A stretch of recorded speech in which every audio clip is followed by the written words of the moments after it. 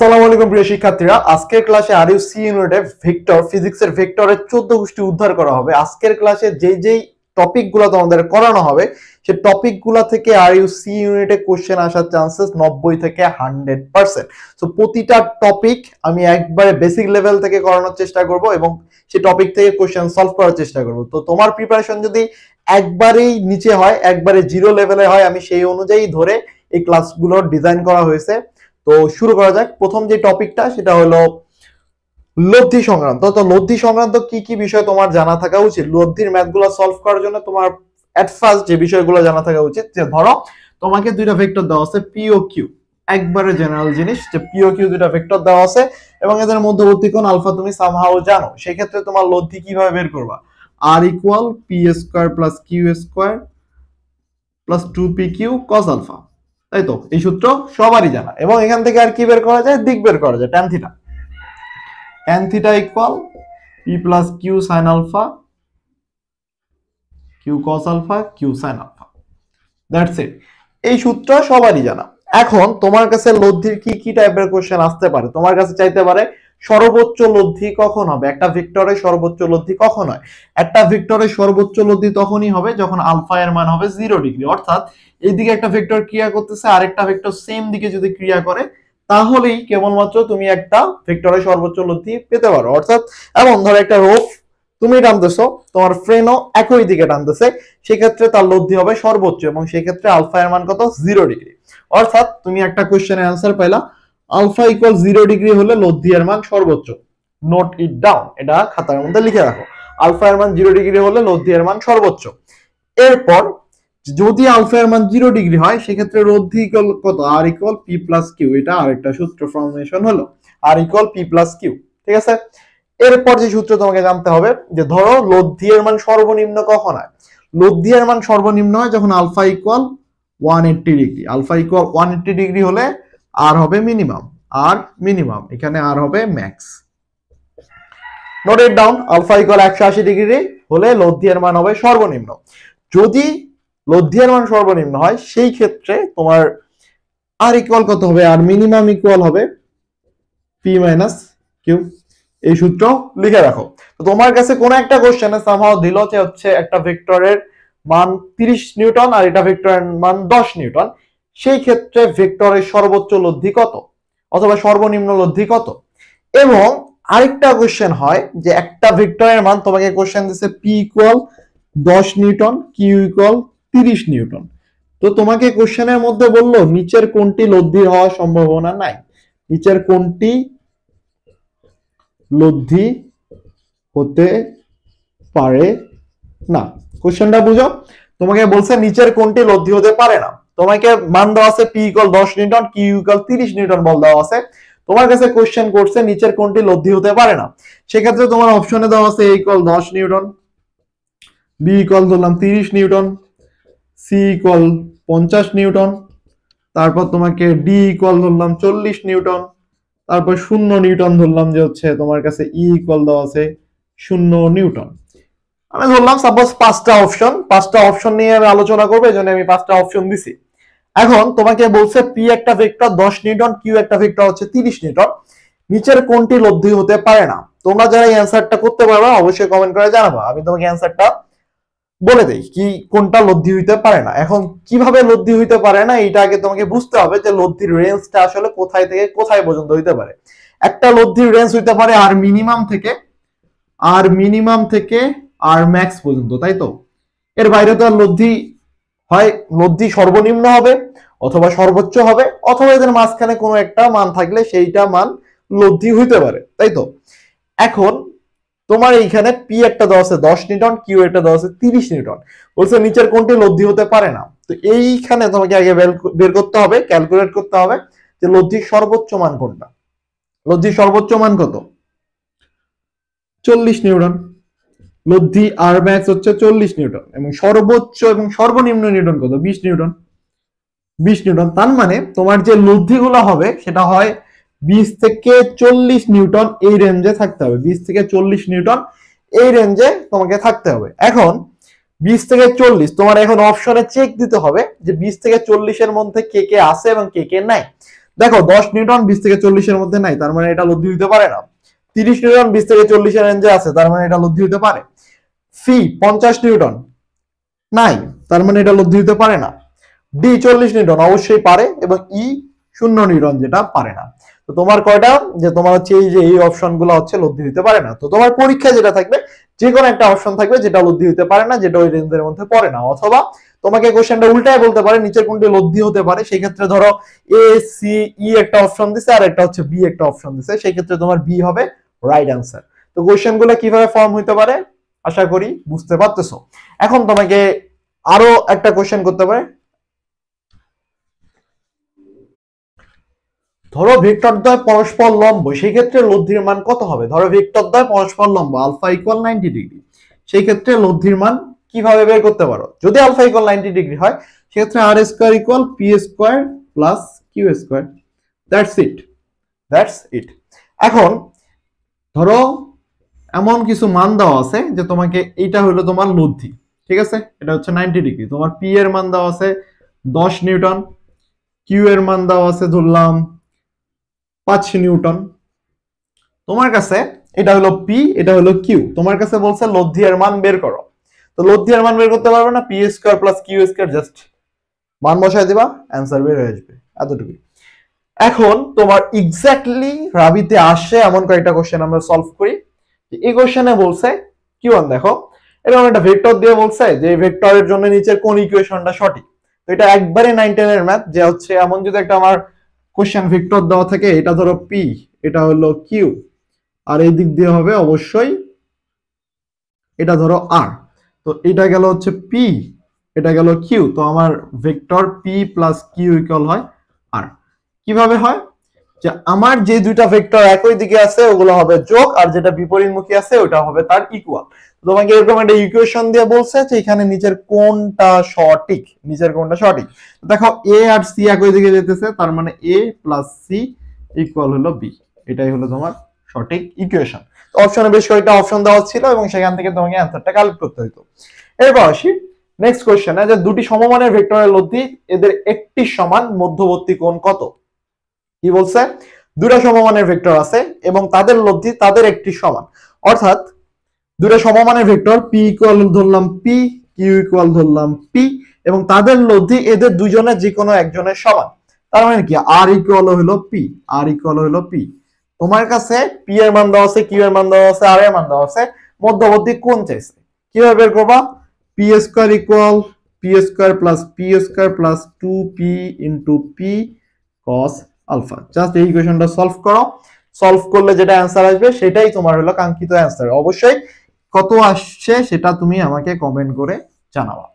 এরপরের টপিকে আসি, এরপরের টপিক হলো উপাংশ, উপাংশ রিলেটেড ম্যাথ। উপাংশে যে টপিকটা তোমাকে জানতে হবে, যেই তোমার থিওরিটা অবশ্যই জানা দরকার, যে হচ্ছে উপাংশের ক্ষেত্রে এটা কার সাথে কোণ করে আছে, যার সাথে কোণ করে থাকবে তার সাথে তোমার আলফা হবে। ওকে, এটা হলো শর্টকাট ট্রিক্স, যে আর ইকুয়াল তার মানে হবে পি কস আলফা, এবং কিউ সাইন, পি ইকুয়াল আর কস আলফা, এবং হচ্ছে কিউ ইকুয়াল আর সাইন আলফা। এটা হলো তোমার শর্টকাট ট্রিক্স, যে তোমার যার সাথে কোণ করে থাকবে তার সাথে তোমাকে আলফা দিতে হবে। এখন এখান থেকে কি টাইপের কোশ্চেন আসতে পারে, ধরো তোমাকে এমন বলছে এটা একটা বস্তু, দেখো এটা হচ্ছে এম ভরের একটা বস্তু, এম ভরের বস্তুকে আমি হচ্ছে এফ বল প্রয়োগ করতেছি এইদিকে, এবং সে আনুভূমিকের সাথে আলফা কোণ উৎপন্ন করতেছে। তো সেই ক্ষেত্রে আমার কয়টা উপাংশ তৈরি হবে? দুইটা। একটা হলো সামনের দিকে এফ কস আলফা, একটা উপরের দিকে এফ সাইন আলফা, ঠিক আছে? এটা এফ কস আলফা আর একটা হলো এফ সাইন আলফা। দুইটা উপাংশ যখন তৈরি হয়েছে, বস্তুটা কিন্তু সামনের দিকে আগাইতেছে কার জন্য? এফ কস আলফা বলের কারণে। তো এটা বুঝতে হবে যে একটা বস্তু সামনের দিকে আগাইতেছে এফ কস আলফা বলের কারণে। তো এখানে যদি ত্বরণ সৃষ্টি হয় কোনো কারণে, সে ত্বরণটা কিন্তু এফ কস আলফা বলের কারণেই হবে, এবং বস্তুটা সামনের দিকে আগাইতেছে সেটা কিন্তু এফ কস আলফা বলের কারণেই আগাইতেছে। তার মানে এখানে কার্যকর বল হলো এফ কস আলফা। তোমার কোশ্চেনে যদি বলে যে 20 নিউটন বল আমি প্রয়োগ করছি এই বস্তুর উপর, সেক্ষেত্রে যদি আলফা এর মান বলি 60 ডিগ্রি, সেক্ষেত্রে আমার কার্যকর বল কত? কার্যকর বল কত? তোমার কার্যকর বল কি? এফ কস আলফার কারণে এই বস্তুটা সামনের দিকে আগাইতেছে। তো সেই ক্ষেত্রে কার্যকর বল এফ কস আলফা ইকুয়াল হলো 20 ইন্টু কস 60 ডিগ্রি মান কত? Half equal 10। কার্যকর বল হইলো তোমার 10 নিউটন। এখন এখানে আরেকটা কনসেপ্ট বুঝো যে এফ সাইন আলফা বলটা কি? আমার উপরের দিকে ক্রিয়া করতেছে, তাই তো? এফ সাইন আলফা বল আমার উপরের দিকে ক্রিয়া করতেছে। এখন সেই ক্ষেত্রে আমার বস্তুর ওজন কত হবে? এই মোমেন্টে আনুপাতিক ওজন বলা হয় অথবা আপেক্ষিক ওয়েট বলে। তো রিলেটিভ ওয়েট যেটা, তো এখানে আমার কত ওজন অনুভব করবে, ভর তো রিমেন আনচেঞ্জ, কত ওজন অনুভব করবে। তখন তুমি এই বস্তুটার ওয়েটের দিকে কল্পনা করো যে সব সময় ওয়েট নিচের দিকে ক্রিয়া করে, ডাব্লিউ ইকুয়াল এমজি। ধরলাম যে এম এর ভর হলো 10 কেজি। তো 10 ইন্টু 9.8 98 নিউটন হলো বস্তুটার ওয়েট। বর্তমান বস্তুটার ওয়েট কত? 98 নিউটন। এখন এফ সাইন আলফা কি করতেছে? উপরের দিকে ক্রিয়া করতেছে, তাই না? এফ সাইন আলফা উপরের দিকে ক্রিয়া করতেছে, তার মানে এখানে একটা লব্ধি ক্রিয়েট হইতেছে। এখানে যদি তুমি একটা লব্ধি কল্পনা করো, একটা নিচের দিকে টান মারতেছে, একটা উপরের দিকে, তার মানে কি এখানে একটা সর্বনিম্ন লব্ধির যে কনসেপ্টটা সেটা ক্রিয়া হইতেছে। সেই ক্ষেত্রে আপেক্ষিক ওয়েট যেটা বলবে, আপেক্ষিক ওয়েট হবে W minus F sine alpha. এই কোশ্চেনটাও কিন্তু আসে এবং এই সূত্রটা ইম্পর্টেন্ট, এই সূত্রটা লিখে রাখো। শুধুমাত্র এই অধ্যায়ের জন্য না, এরপর নিউটনিয়ান বলবিদ্যা বলো, কাজ ক্ষমতা শক্তি বলো, ওইখানেও কিন্তু এই সূত্রটা তোমার লাগবে। তো এখানে আপেক্ষিক ওয়েট হইতেছে W minus F sine alpha, কারণ ডাব্লিউ নিচের দিকে ক্রিয়া করতেছে এবং এফ সাইন আলফা উপরের দিকে ক্রিয়া করতেছে। দ্যাটস ওয়াই এখানে বস্তুটার ওজন কিন্তু কমে যাবে। তো তোমার এমসিকিউ এর মধ্যে কোশ্চেন হইতেই পারে, এরকম একটা চিত্র দিয়ে বললো যে বস্তুটার ওজন কমবে নাকি বাড়বে, বা কোনোটাই হবে না। অপশনে বেশ কয়েকটা অপশন থাকলো। এরপর তোমার এমনও হইতে পারে যে বস্তুটা বর্তমান কত ওজন অনুভব করতেছে, সেটা কত, সেটা বের করতে বলতে পারে। অথবা এরকম একটা সিনারিও দিয়ে বললো যে সামনের দিকে কত বল প্রয়োগ করা হইতেছে। অথবা এমনও বলতে পারে যে বস্তুটার জন্য ত্বরণ কত, ত্বরণও তো চাইতে পারে, তাই না? এই বস্তুটার ত্বরণ কত? ত্বরণ কি আমরা জানি কি, এফ ইকুয়াল এম এ। কিন্তু এখানে আমার কার্যকরী বল কি? F cos alpha. তার মানে তোমাকে লিখতে হবে F cos alpha equal M A. এই পয়েন্টে কিন্তু আর এফ ইকুয়াল এম এ বসতেছে না, F cos alpha equal M A বসতেছে। তো অনেকে কি কাজ করবে? এফ ইকুয়াল এম এ বসাই দিবে, যেহেতু আমার ওয়েট সুন্দর মতো ভর দেওয়া আছে। তো এরকম একটা সিনারিও দিয়ে তোমাকে বললো যে এখন বস্তুটা ত্বরণ কত। তো অনেকেই যে কাজটা করবে যে হচ্ছে এফ তো আমার দেওয়া আছে, এফ বাই এম এ করে দিলাম, এবং অপশনে কিন্তু ওইটাও থাকবে। তো বি কেয়ারফুল, এই জিনিসগুলো ক্রিটিক্যাল। এখন আসি এক্স্যাক্টলি যে কোশ্চেনটা আসছে আমাদের পরীক্ষার মধ্যে, সেই কোশ্চেনটা আমরা একটু সলভ করি। এই কোশ্চেনটা একটু পড়ি, দেখো পড়ো। একটি কাঠের খণ্ডকে আনুভূমিকের সাথে 60 ডিগ্রি কোণে 200 নিউটন বল দ্বারা টানা হচ্ছে, বস্তুটির উপর কার্যকর বল কত? সেম সিনারিও, সেম ম্যাথ, পারা উচিত, বাট আবার আমি সলভ করে দেই, তাহলে আবার জিনিসটা ক্লিয়ার হবে। বলছে একটি কাঠের খণ্ডকে আনুভূমিকের সাথে 60 ডিগ্রি কোণে 200 নিউটন বল দ্বারা টানা হচ্ছে, বস্তুটির উপর কার্যকরী বল কত? একটা কাঠের খণ্ড আছে, এটা ধরো কাঠের খণ্ড, তাকে আনুভূমিকের সাথে 60 ডিগ্রি কোণে টানা হইতেছে এফ, কার্যকরী বল কত? F cos alpha. That's it. 200 গুণন হাফ ইকুয়াল 100 নিউটন। এটাই হলো তোমার কাঙ্ক্ষিত অ্যান্সার, এটাই হলো কাঙ্ক্ষিত অ্যান্সার। সো বুঝতে পারতেছো, তোমার কাজ হলো আমি যে টপিকগুলো করাইতেছি সেই টপিকগুলো অবশ্যই বুঝার পর কোশ্চেন ব্যাংক খুলে অবশ্যই সেই টপিকের উপর কোশ্চেন সলভ করবা। মাস্ট বি রিকমেন্ডেড যে অবশ্যই এখানে আমি একটা দুইটা কোশ্চেন সলভ করাইতেছি এবং আমি তোমাকে কনসেপ্টটা বোঝানোর চেষ্টা করতেছি, যাতে করে তুমি কনসেপ্টে কোনো ধরনের প্রবলেম না হবে, এবং ওই কনসেপ্ট থেকে যত ধরনের কোশ্চেন আসতে পারে আমি কিন্তু সেই জিনিসগুলা, সেই কর্নার কেসগুলা নিয়েও আলোচনা করতেছি, এবং এগুলো তুমি অবশ্যই নোট ডাউন করে রাখবো। এরপর আমরা নেক্সট টপিকে আসি।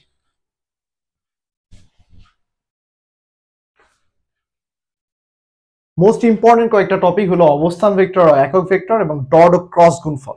ডট এবং ক্রস গুণফল থেকে মাস্ট বি কোশ্চেন আসার চান্স অনেক হাই। অধ্যায় থেকে যেমন কোশ্চেন একটা আসবেই, তো সেই ক্ষেত্রে ডট ও ক্রস গুণফল থেকে একটা কোশ্চেন প্রায় 60 থেকে 70% শিওর বলা চলে যে ডট ও ক্রস গুণফল থেকেই আসার চান্স আছে, যদি আরইউসি ইউনিটের কোশ্চেন হয় এই অধ্যায় থেকে। তো এবার আসো যে আমরা আগে কনসেপ্টটা বুঝি যে অবস্থান ভেক্টর ও একক ভেক্টরের কনসেপ্টটা কি। দেখো অবস্থান ভেক্টর হলো যে মূল বিন্দুর সাপেক্ষে কোনো একটা ভেক্টরের অবস্থান নির্ণয় করা। তো ধরো এখানে একটা পি বিন্দু দেওয়া আছে, মূল বিন্দুর সাপেক্ষে ও থেকে পি এর তুমি হচ্ছে অবস্থান ভেক্টর নির্ণয় করতেছো, এবং ও থেকে কিউ ধরো একটা বিন্দু দেওয়া আছে, সেটা ধরো সামা 1 3 5 এবং হচ্ছে 6 7 8 সামথিং কিছু একটা ধরে নিলাম। সেই ক্ষেত্রে তোমাকে হচ্ছে এই দুইটা হলো ও কিউ এবং ওপি হলো অবস্থান ভেক্টর।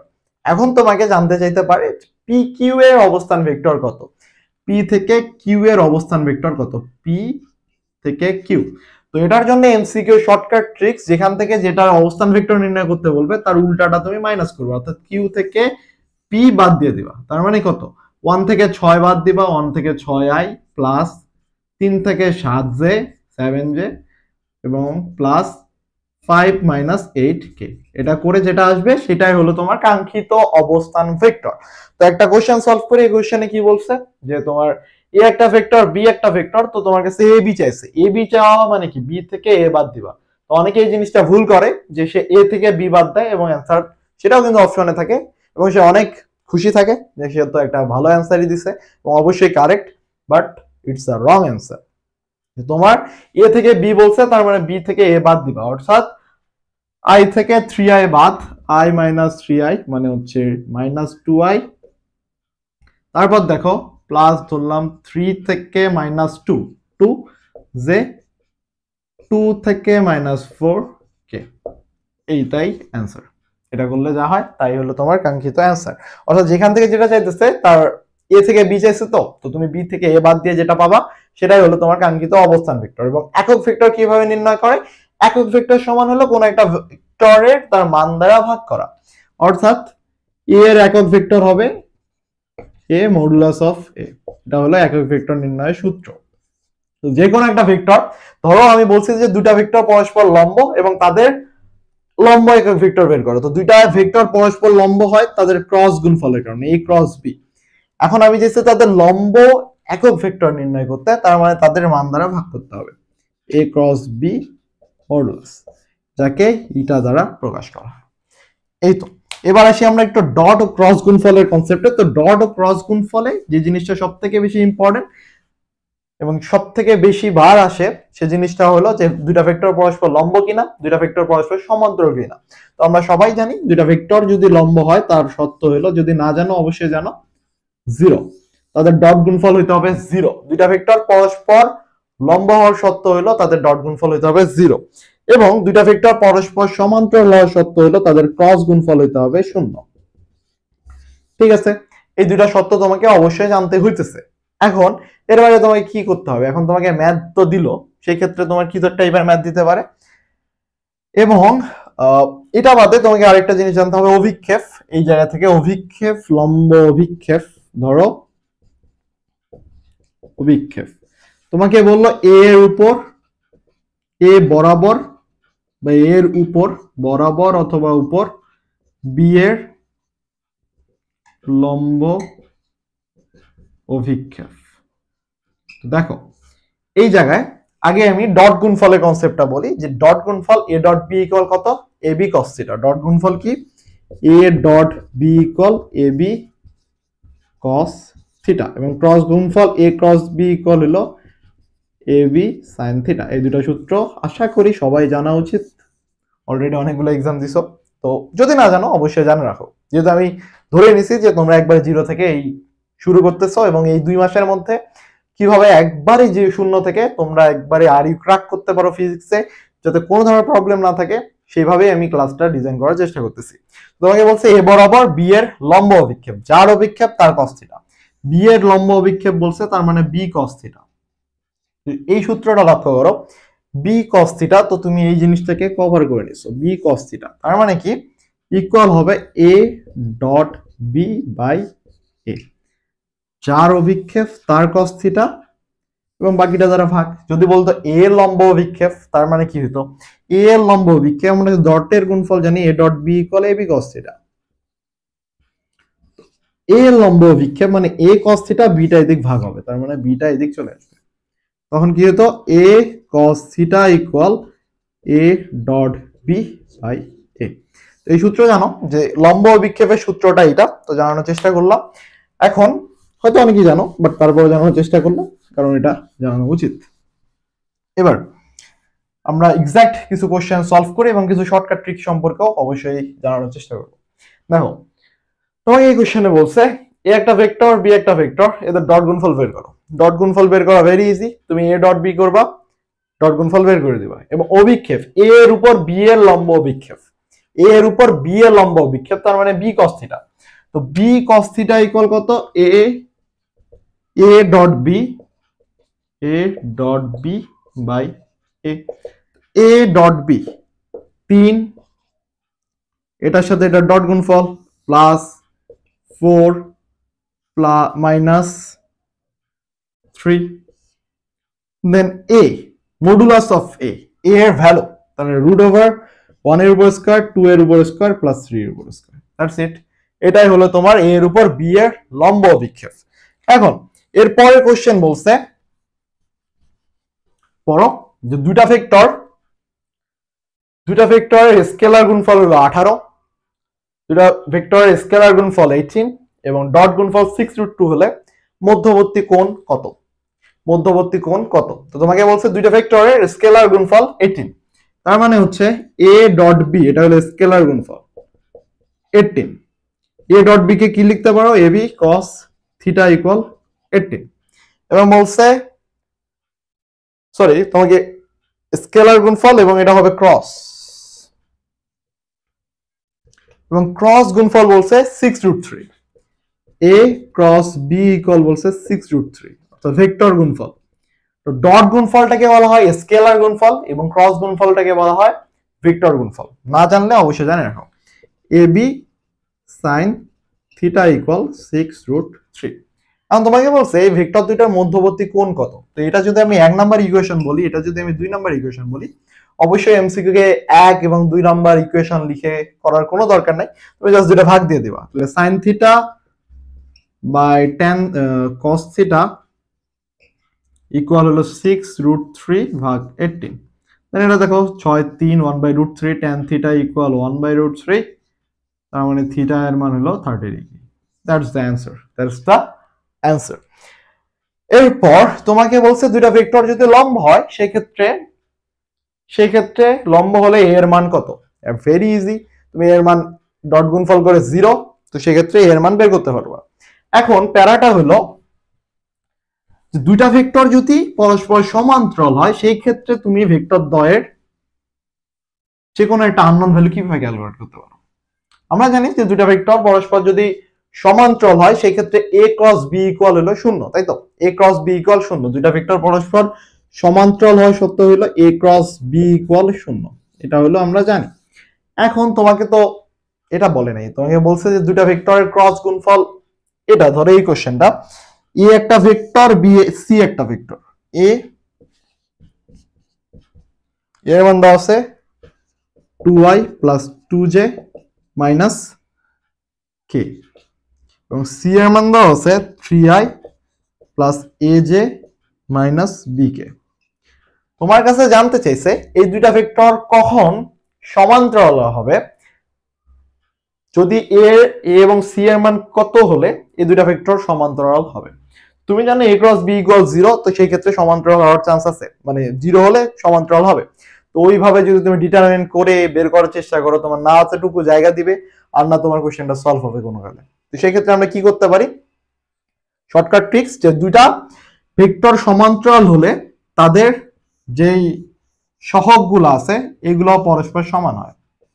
তার মানে যদি এমন দুইটা ভেক্টর থাকে a1i plus b1j plus c1k, a2i plus b2j plus c2k, এই দুইটা ভেক্টর যদি থাকে এবং এই দুইটা ভেক্টর সমান্তরাল তখনই হবে যখন a1 by a2 equal b1 by b2 equal c1 by c2 হয়। এই সত্ত্বে এই দুইটা ভেক্টর সমান্তরাল হতে পারে, এই দুইটা সত্ত্বে, এই সত্ত্বেই। তো তোমাকে দেখতে হবে এখানে 2/3 equal 2/a equal -1 by -b। এই যদি এই ইকুয়েশনটা যেহেতু বলছে এটা সমান্তরাল, তার মানে এটা হচ্ছে সত্য। তো a এর মান তোমাকে এখান থেকে বের করতে হবে। a ইকুয়াল হচ্ছে 3, বি এর মান তুমি এখান থেকে আবার বের করতে পারবা 2/3 ইকুয়াল হলো 1/b, তার মানে বি এর মান হলো 3/2। এই যে তুমি ক্যালকুলেশন করতে পারলা, বাট তুমি যদি ক্রস গুণফলে যাইতা এ ক্রস বি ইকুয়াল 0 ডিটারমিনেশন করতা, সেক্ষেত্রে একটা সলভ হতো, বাট অনেক জায়গা লাগতো, অনেক স্পেস লাগতো এবং অনেক সময় লাগতো, যেটা তোমার অ্যাডমিশনে কোনোভাবেই দিবে না। তো অবশ্যই এই শর্ট ট্রিক্সটা তুমি মাথার মধ্যে রাখবা। এখন আসি এগুলার বাইরে তোমাকে আর কি পড়তে হবে। এগুলার বাইরে তোমাকে যেটা পড়তে হবে, তোমাকে কিছু থিওরিটিক্যাল জিনিসপাতি জানতে হবে। তো থিওরিটিক্যাল জিনিস কি জানতে হবে, ওই যে ধরো যেটা বলে যে হচ্ছে কার্ল ডাইভারজেন্স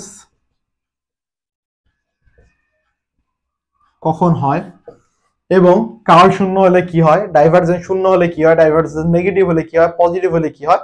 এবং ইসাক স্যারের বইয়ের শেষে বেশ কিছু তুমি সংক্ষিপ্ত আকারে অনেক তথ্য পাবা, সেই তথ্যগুলো অবশ্যই পড়ে নেওয়ার চেষ্টা করবা।